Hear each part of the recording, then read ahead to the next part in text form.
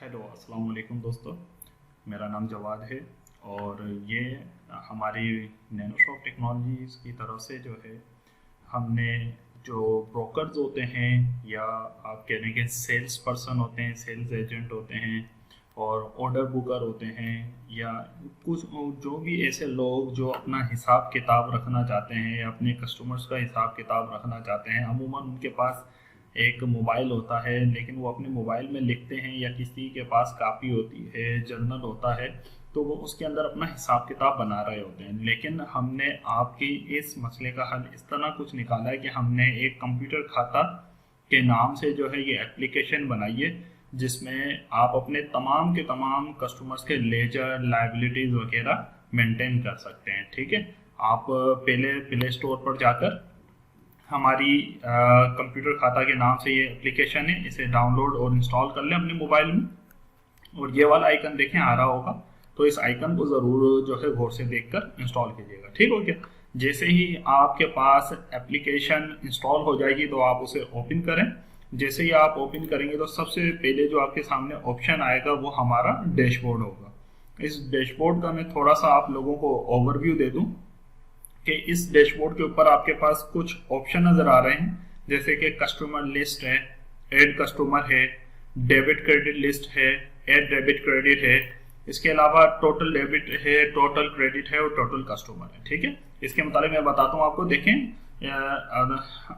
दोस्तों के आपने जितने भी कस्टमर्स हैं ना आपके, तो आपने ऐड कस्टमर पे आप क्लिक करेंगे तो इधर आपने ऐड कस्टमर करके तमाम कस्टमर्स आपने बना लेने हैं और जब भी कोई नए कस्टमर आपके आएंगे तो उसकी एंट्री भी यहीं से होगी। ठीक है, तो मैं आपको एक एक करके पॉइंट बताता हूं। जैसे कि मिसाल के तौर पे एक हम कस्टमर ऐड करते हैं तो मैं इसके ऊपर क्लिक करता हूं, ऐड कस्टमर के आइकन के ऊपर, और इधर हम अपने कस्टमर का नाम लिखते हैं। मिसाल के तौर पर हमारे कस्टमर का नाम है, जैसे ही आप यहाँ पर आएंगे कस्टमर ऐड कस्टमर के जैसे ही बटन पे आप क्लिक करेंगे तो अब आपने ये कस्टमर की डिटेल जो है आपने फिलअप करनी है। मिसाल के तौर पे सबसे पहला जो ऑप्शन है ऐड कस्टमर में वो हमने कस्टमर नेम देना है। ठीक है, तो सबसे पहले हम यहाँ पे नेम देते हैं। यहाँ पे नेम में हम लिख देते हैं, कोई भी नाम लिख सकते हैं जो भी आपके कस्टमर का, मिसाल के तौर पे शादाब लिख देते हैं यहाँ पे। ठीक है,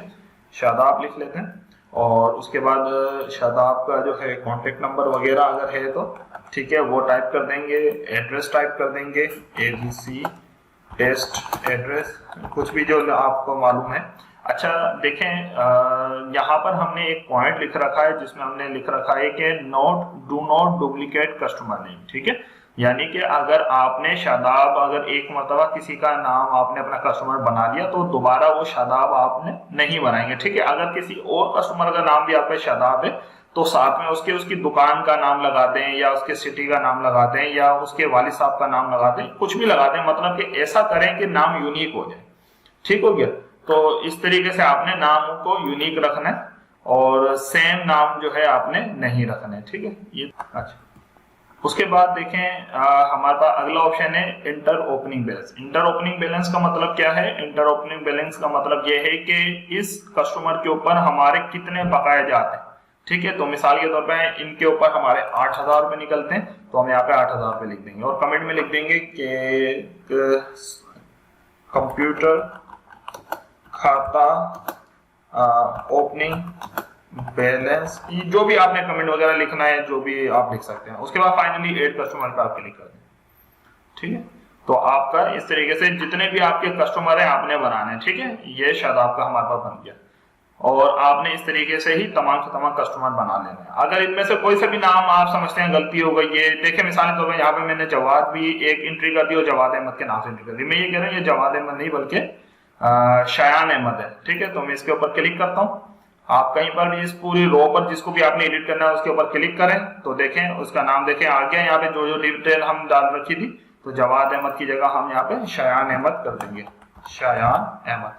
ठीक है, ये एंट्री की और उसके बाद देखें नीचे एक बटन आ गया होगा, उसको हम अब कन्वर्ट कर, वो हो गया है ऐड कस्टमर की जगह अब वो हो गया अपडेट कस्टमर। ठीक है, तो इसको अब हम अपडेट कर देंगे। जैसे अपडेट करेंगे फिर से हम लिस्ट पे आ जाएंगे और देखें यहाँ पर अब वो शायान अहमद आ गया। अब बेसिकली वो दूसरे पे था, तीसरे पे आ गया, वो इसलिए क्योंकि ये सीरियल वाइज नाम चलते हैं, ठीक है, यानी कि ए से पहले आएंगे, फिर बी से, फिर सी से, इस तरीके से। तो हम फिर से डैशबोर्ड में चलते हैं। हमने जितने कस्टमर बनाने थे वन टाइम वो बना लेंगे, बाद में अगर हमें जरूरत पड़ी, हमारे नए कस्टमर हुए, तो हम फिर से वो बना लेंगे, कोई इशू नहीं है, अनलिमिटेड आप कस्टमर्स बना सकते हैं इसके अंदर, ठीक है। हम डैशबोर्ड में चलते हैं। अब मिसाल के तौर पे अब आपने ऐड कस्टमर करना आ गया और आपको कस्टमर की लिस्ट कैसे चेक करते हैं और उस कस्टमर के हवाले से कुछ भी चीजें जो है इंफॉर्मेशन वगैरह अपडेट करनी है, तो कस्टमर लिस्ट में जाके आप कर देंगे सिंपली। अब मिसाल के तौर पर आपने किसी को माल दिया और उसका हिसाब किताब आपने रखना है, तो आप क्या करेंगे, ऐड डेबिट क्रेडिट पे क्लिक करेंगे सिंपली। इसके ऊपर मैं क्लिक करता हूं और मिसाल के तौर पर मैं ये कहता हूं कि शादाब को मैंने जो है 3000 रुपए का माल दिया। आप कुछ भी दे सकते हैं, हमने 3000 रुपए की इनवॉइस काटी है शादाब भाई की, ठीक है। तो यहाँ पर पहले डेट चूज करेंगे, किस तारीख को जो है हमने जो है माल दिया। तो आप एक दफा या दूसरी दफा जब क्लिक करेंगे तो आपके सामने ये पॉपअप बॉक्स ओपन हो जाएगा। अगर आपका मोबाइल तेज है तो ये एक ही दफा क्लिक में आ जाएगा पॉपअप बॉक्स। अगर आपका मोबाइल जो है कोई पुराना सा है और तेज नहीं है तो इसमें 2-3 मरतबा क्लिक करने के बाद ये पॉपअप बॉक्स आएगा, ठीक है। आप डेट चूज कर लें और डेट मिसाल के तौर पे मैं यही चूज कर लेता हूँ, ठीक है, जो भी करंट डेट आ रही है अभी 28 मार्च 2001 आ रही है, ठीक है, 21। तो इसको चूज करके आप ओके करें। तो जैसे ही डेट चूज करके ओके करेंगे तो जो आपने डेट चूज की है देखें आ गई है। और आपने डेट का फॉर्मेट यही रखना है, ठीक है। अगर आपने डेट का फॉर्मेट गलत रखा तो फिर हमारा हिसाब किताब गलत हो जाएगा, ठीक है। पहले दिन आएगा, यानी 2 डिजिट में डेज आए लिखे जाएंगे, यानी कि आज बेसिकली अगर 28 है तो 28 आ रहा है। अगर मिसाल के तौर पर 8 तारीख होती तो यहाँ पे 08 आता, ठीक है, सिर्फ 8 नहीं लिखा हुआ था, 08। उसके बाद अगर तीसरा महीना है तो देखिए सिर्फ 3 नहीं लिखा हुआ बल्कि 03 लिखा हुआ है। तो ये प्रॉपर वे है डेट का, ठीक है। इसमें से कोई गलती होनी नहीं चाहिए, वरना ये खाता चढ़ेगा नहीं बेसिकली उसके नाम में, ठीक है। और इसके लेजर में भी नहीं आएगा ये, तो ये याद रखिएगा। चूज कस्टमर नेम, भाई किसका इनवॉइस काट रहे हैं हम इनवॉइस काट रहे हैं भाई शादाब भाई की, ठीक है। उसके बाद कितने की जो है इनको क्रेडिट की इनवॉइस दी हमने कहा कि 3000 रुपए का इनको क्रेडिट अमाउंट दिया था। इनसे कोई वसूली ली है हमने जो इनवॉइस काटी है? अगर कोई वसूली ली है तो ठीक है, वरना आप यहाँ पे 0 कर दीजिए। फाइनली यहाँ पे सबमिट का बटन दबा दें। ये देखें ये एंट्री यहाँ पर हो गई है, ठीक हो गया।